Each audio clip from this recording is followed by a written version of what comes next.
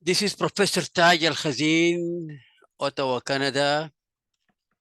The issue is crisis with an ES in Sudan because there is more than one crisis with an IS. This is my videotape number 12. I made, produced, and circulated 6 YouTubes in the first phase, all in Arabic or hybrid, 5 YouTubes, again in Arabic or hybrid, and 1 YouTube number 12 that was in English language, and it was titled Sudan, South Sudan Relations and a Hot Tin Roof, and it was met with massive responses, quite a bit of attention, and useful and constructive comments. Now, this is number 12. It is the YouTube number 12, and it is the second in English language for the benefit of those who do not speak Arabic, and to our colleagues in diaspora, our Canadian government, our fellow brothers in South Sudan, and all those in the academia in the Western world who have been following up the crisis in Sudan.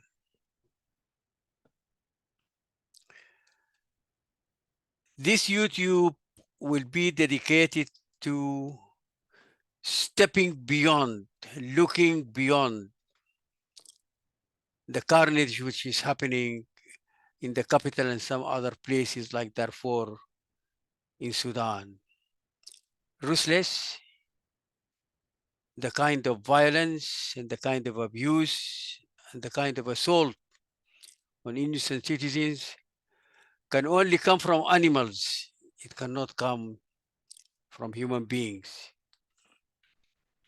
We have got to call a spade a spade. The time for social correctness and political correctness is gone.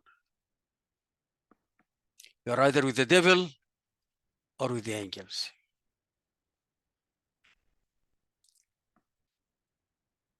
Let me be optimistic. We have to be. And see where can we start other than the games, the ill-conceived, ill-managed, ill-intended initiative by Saudi Arabia and the United States and others.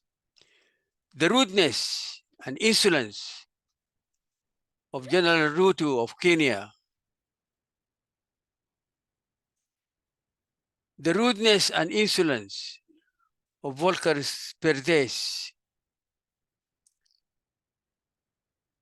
and the lack of knowledge, the lack of respect, and the lack of diplomacy of the IGAD, the paper tiger of the Horn of Africa, the greater Horn of Africa. I said in the beginning, it is time to call a spade a spade. This is not the time for political correctness. If we want to start, if Sudan does not disintegrate, and we want to start, where do we want to start? We need a long and serious pre-mediation process and pre-mediation approach so that we identify the pillars of the conflict.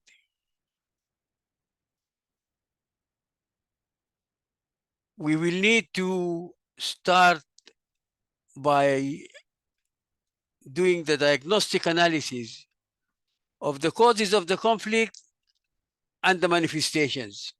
Violence is a manifestation. Scramble for governance is a manifestation. Just go back to the work of Max Neef, genius work about the human identity needs. So we need experts to do the diagnostic analysis and analyze the causes and the manifestations. And then we need to do stakeholders analysis, visible and dormant. Sudan is not the army. Sudan is not the rapid support forces. Sudan is far more than that. 40 million people with a history that goes back 14,000 years. If you go to Adil Gab, on the western bank of the Nile in the north, you will find remains and traces and artifacts that date back 15,000 years. The Sudanese who are talking today are not the indigenes of Sudan. And we need to be careful. So we need to do stakeholder analysis. Some insider in South Sudan, when Juba talks that resulted in the lame, inimplementable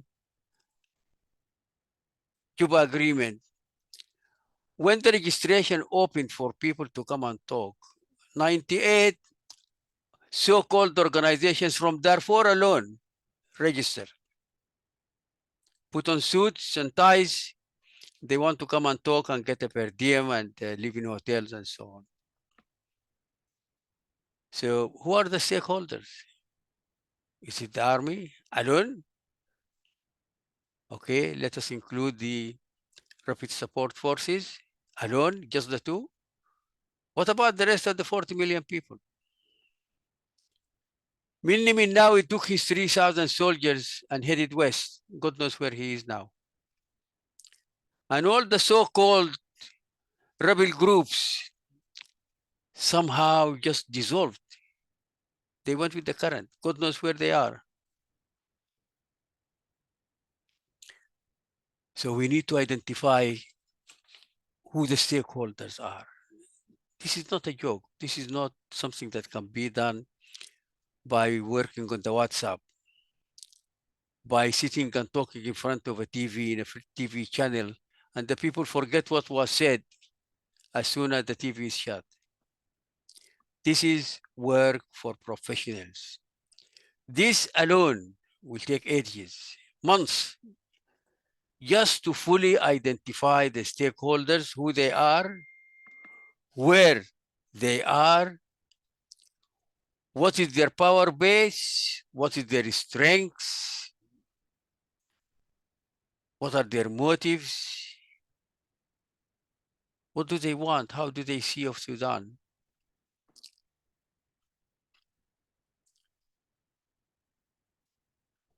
And then we need to look into the fate of the existing agreements, Juba agreement as example,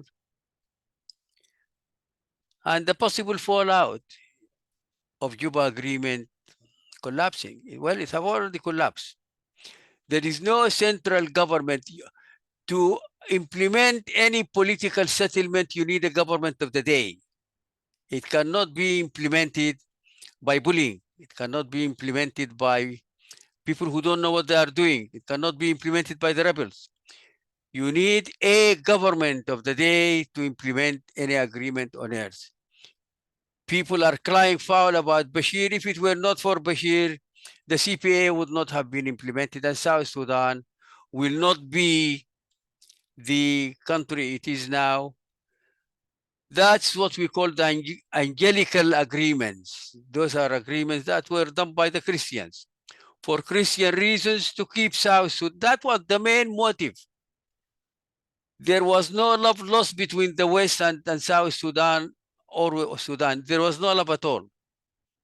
But it was fertile land for the Anglicans. I said, let us call a spade, and I have to do that. Abdulaziz al-Hilu, the SPLM and Kordofan. He's moving into Kadugli now. Why did he do that?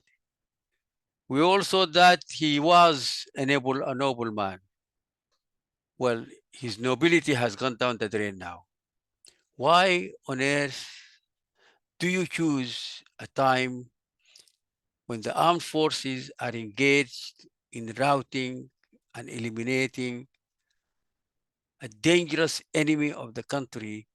You attack the garrisons? That's not the end of the story.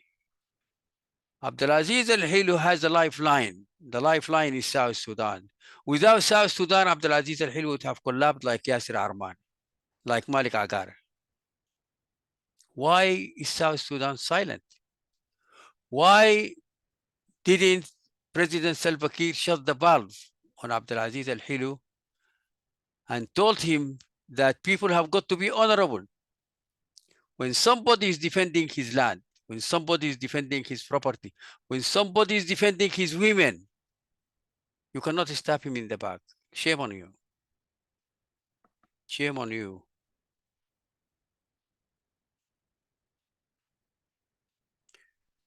Sudan has been a fragile state for over 20 years.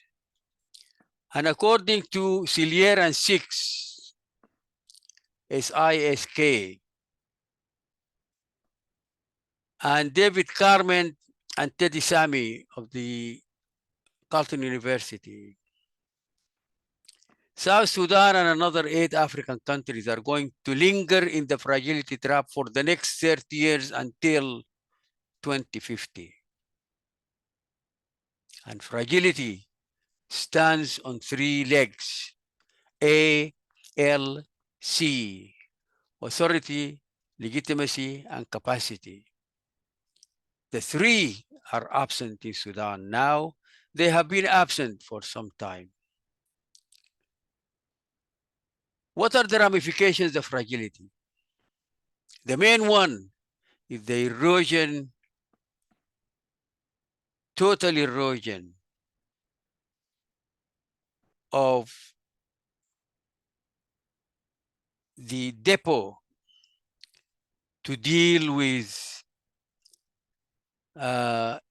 calamities, man-made or nature-made, what we call in political science resilience. Sudan has been living on the resilience left by the British in 1956 until it was all eroded and they did not add to it and there is nothing left now.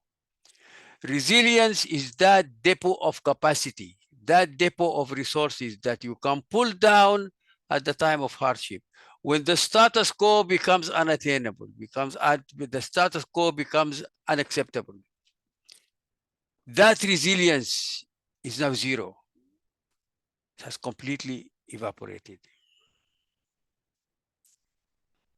And as long as the country is in a situation of fragility, it is difficult for them to build resilience, but we will have a special YouTube video on the issue of resilience and fragility. What did Sudan lose? No, it is not the markets and the shacks and the cars that were stolen. That's nonsense. What Sudan has lost is the human capital. People have left or have been stripped naked of any capital they have. Political capital, where are the parties? Where are the citizens who are defending the state? Social capital, just going to the WhatsApp, going to the social media to see the rubbish and the nonsense and the vulgarity of the communication between the Sudanese. Cultural capital, tonality of the people. Where is the music? Where are the arts? The rapid support forces occupied the National Museum. The National Museum, the pride of the country, the history of the country, the memory of the country. God knows if they understood what was there and why it is there and from where it is coming. The people who live that type of culture are not savages.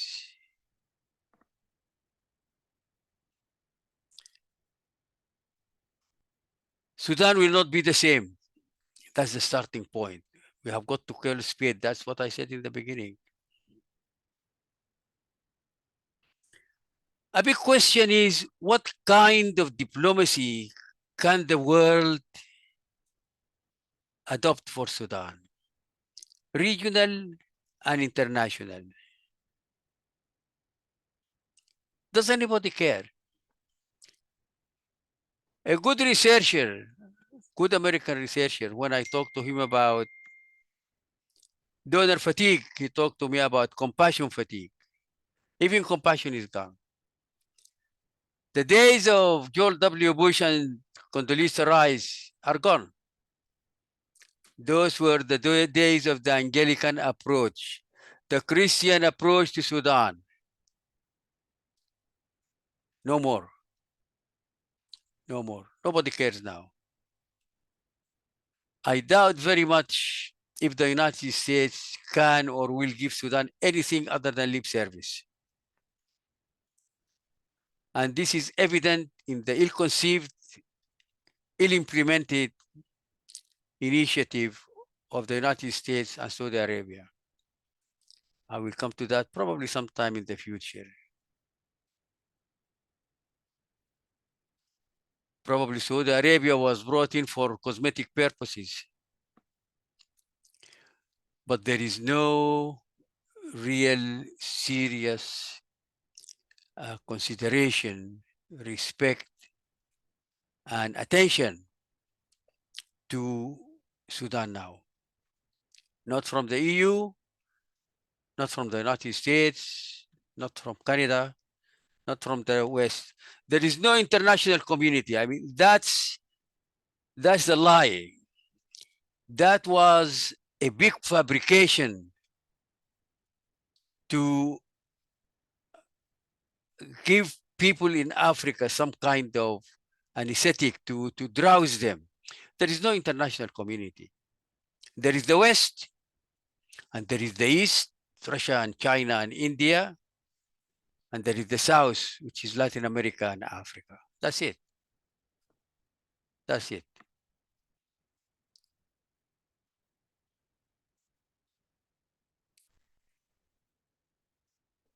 Will the West, where the money is, where the technology is, will they adopt a realistic, well-funded, well-intended, well-resourced initiative to help Sudan? God knows. If there is no will, nothing will be done. The meeting of the 19th has pledged $1.4 billion to help Sudan. Humanitarian envelope, that's all. Bilateral, mostly. And there is a big difference between the pledge and what is put on the table.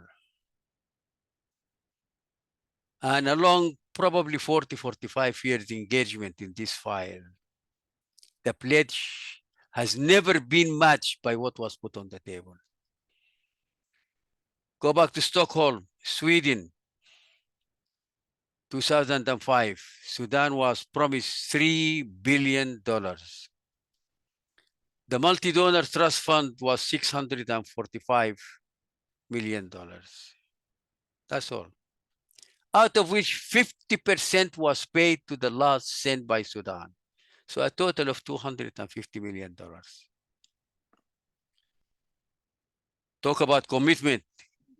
Talk about putting the wallet where the mouth is.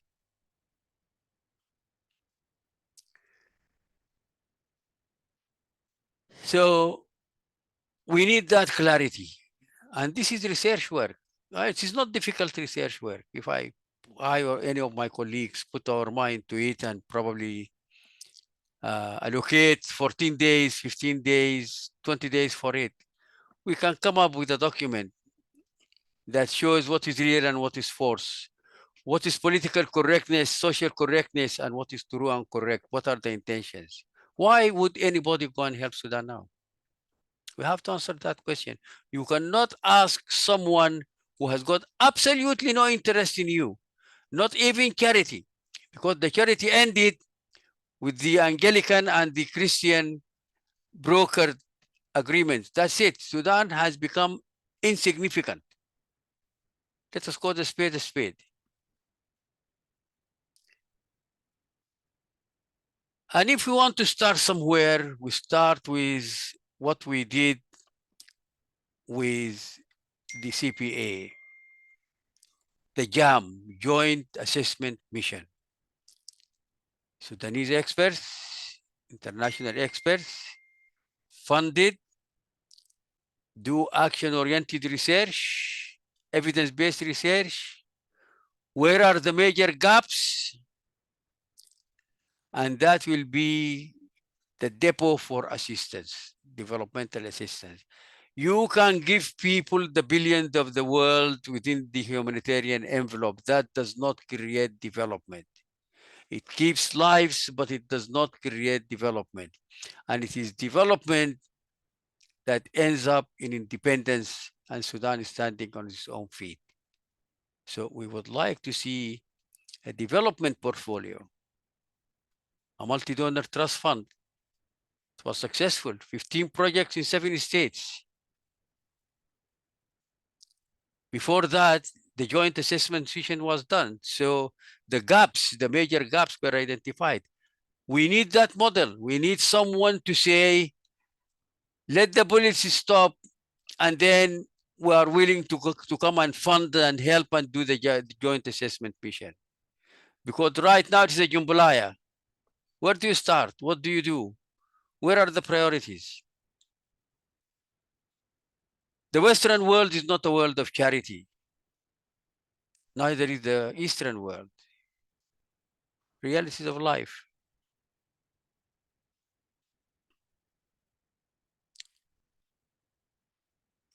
As well, we need to be honest in identifying who is who. The Rapid Support Forces is a group in mutiny. That's it. Because they are in support of the armed forces. So they are an integral part of the armed forces, not a standalone. And now they are bandits. So you cannot equate them. Somebody like Ruto of Kenya. I mean, this insolent man, he assumes that he and his cronies can come into Sudan, gather the people, and see what they want. Goodness gracious, you go to hell. You go to hell, Ruto.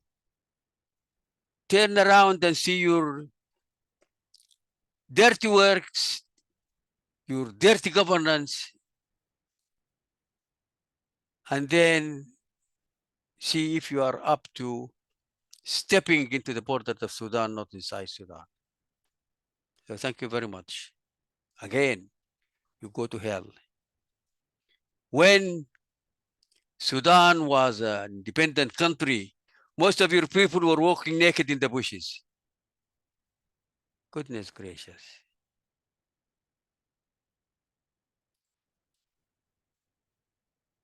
Ruto of Kenya arrived to the meeting of the IGAD in Djibouti, and with him in the same plane was Yusuf Izzat, the advisor of Hemeti. Are we stupid? Are we dreaming? Are we in another world? Are we not able to put two and two together and make it four? And Djibouti. Djibouti is probably the size of Khartoum, not the state, but just the main capital. That's all. Sudan is 650,000 square kilometers. Sorry, over 1 million square kilometers. South Sudan, which is 650,000 square kilometers. Sudan is probably 1.2 million. And Djibouti now wants to mediate. Djibouti wants to assemble meetings about Sudan against Sudan will, and Sudan is not attending. And the Secretary General of the IGAD, something else. Rude, arrogant, insolent. This non-entity, this ignorant person, said that he will hold Burhan and Hemeti accountable. He will hold General Burhan accountable. Heaven's sake. Where did the diplomatic language go? Why is everyone all of a sudden pretending that he's a lion and that Sudan is the poor deer being hunted by the lion? Hell no. People are waking up now. It took some time, but they are waking up. For those few well-wishers, for those who intend to help Sudan, we need to separate the humanitarian envelope from the comprehensive political settlement envelope from the development envelope. So the political envelope and the humanitarian envelope should not be mixed. Otherwise, Sudan will lend itself to emotional blackmail as happened to Darfur. The Darfurians, when they were hosted by Kenya, by Nigeria, they made the mistake of they mixed the post files. And until today, Darfur issue is not resolved. Humanitarian, separate. Go to Traxler Agreement. For heaven's sake, Traxler Agreement was signed in May 1994. It separated the humanitarian envelope from the political envelope at the outset of the CPA talks. That's why, one of the main reasons why it succeeded. And then probably to conclude here, I am always a believer in reality check. We cannot dream. We cannot cheat ourselves and cheat others.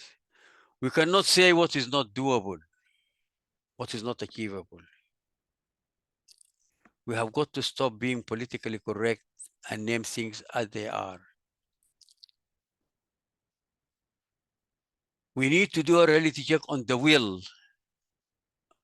of the countries that wish to help or say that they are willing to help. Are they serious? Are they willing to put their wallet where their mouth is?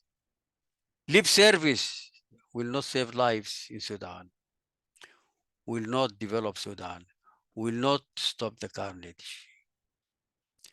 I would rather have someone who stands aloof and he say, I don't care.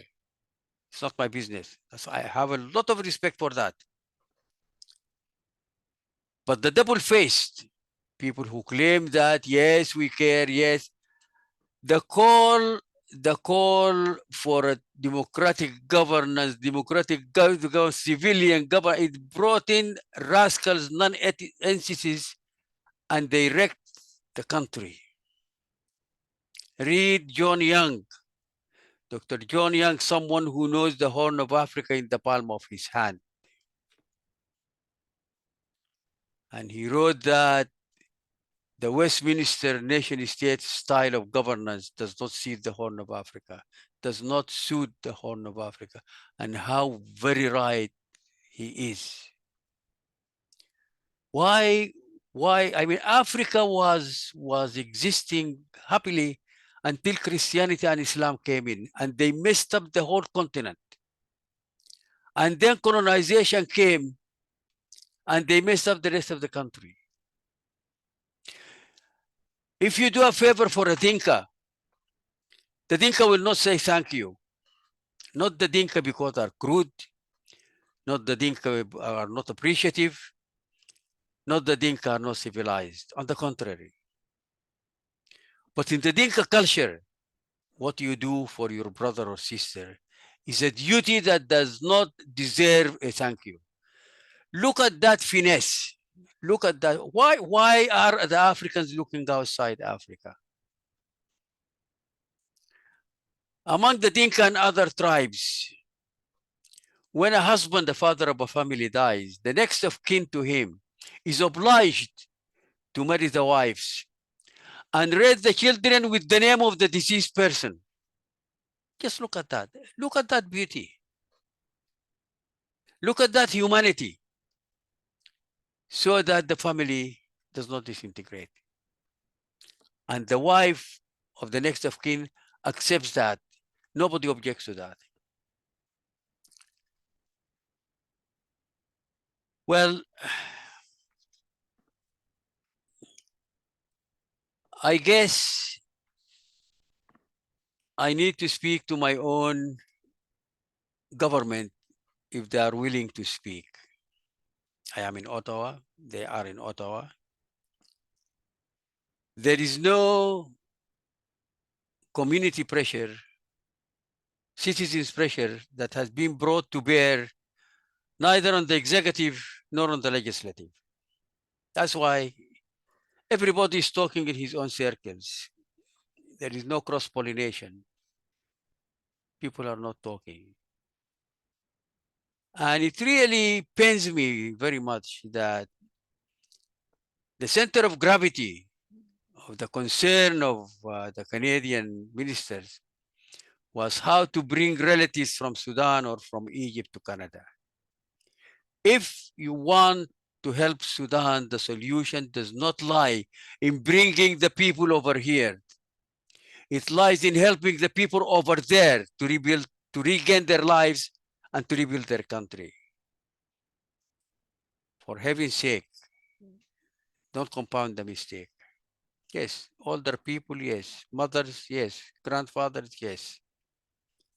But if you drain the country of the workforce, if you drain the country from the educated people, if you drain the country from the planners, how are you going to build the country? Well, I bid you farewell, and I will meet with you in the next video, probably within a few days. And God bless Sudan. Cheerio.